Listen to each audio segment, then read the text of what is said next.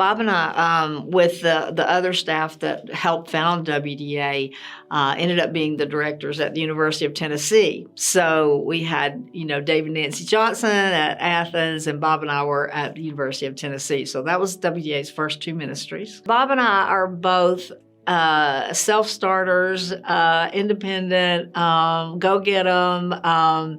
Just whatever we do like wholeheartedly. People would come back and tell me how much they got out of Restoring Your Heart and how it changed their lives. And then the more groups I led, the more people that I came in contact with who were so wounded, people who had done counseling, people who had, who had done everything they could. They had, done all the Bible studies. They had listened to the videos. But there was something about Restoring Your Heart that got to the crux of why they were the way they are today. Our family system sets us up to do things in a way that seems normal to us. And but what we don't realize is everybody doesn't grow up like us. And so seeing that work itself out in people's lives was just incredibly rewarding. And so, I started that in 1999 and have been leading groups ever since and been a part of the Restoring Your Heart team. It's really just been a joy and delight.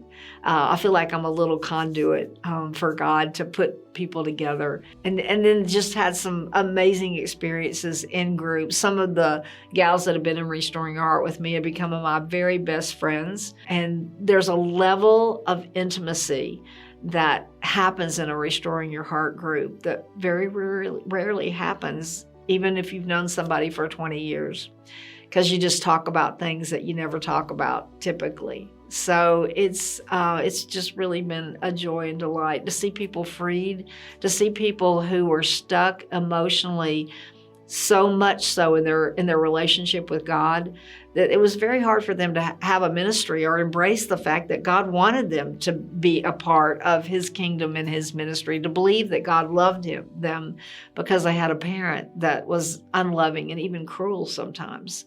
So just having an opportunity to work through that with people has been just an incredible joy and delight. That was what started the whole idea.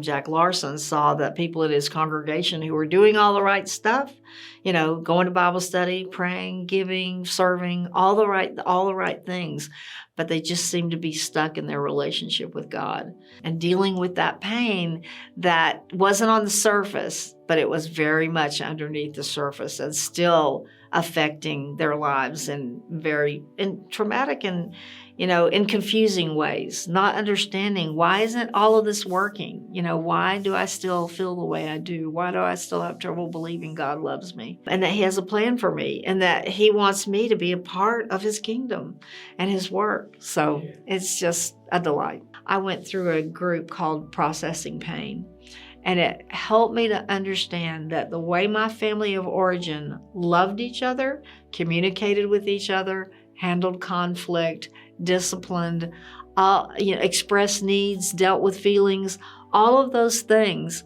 I came into adulthood sort of with a set of ways to deal with those things.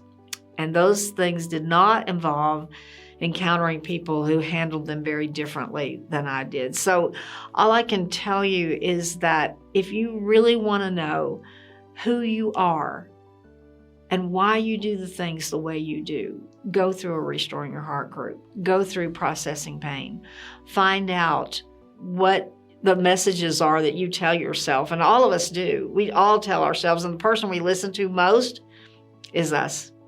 And so when I tell myself that if I let that person dominate me, then I've got to fight that person rather than understand that person, rather than listen to that person, rather than, compromise. That's because that's what I learned to do in childhood. That's the way I survived. And the way that we survived childhood, those mechanisms don't necessarily serve us well as adults, but we can learn new ways. We can learn to understand ourselves and other people. And we do that in a Restoring Your Heart group called Processing Pain. I just want to thank all the people that have come along. There have been amazing people in the past that are no longer with us, and amazing people now who I love working with people who have said, we're going to take that huge step. I mean, it's like jumping over a chasm, when you say, I'm going to take this step that says, I am going to count on God as my provider. I tell people all the time that that living by faith is the greatest way to learn about faith and the greatest way to learn about trust, because really there's no one else to go to. And Jesus is so amazing. Often comes through at the final hour, like last minute. Love to add that a little bit sooner, but nonetheless is right on time. What Restoring Your Heart does is it helps uncover those coping mechanisms so that we can forgive the people that hurt us, recognize what we adopted, what truth we adopted, whether it's the truth that I need to be at peace with everybody because who knows what will happen if I'm not, to I need to make sure that people know what I think and I need to tell them loud and strong because they might overrun me. So Restoring Your Heart is an amazing tool that will benefit anyone. So if you haven't done a group, do one. It's worth it.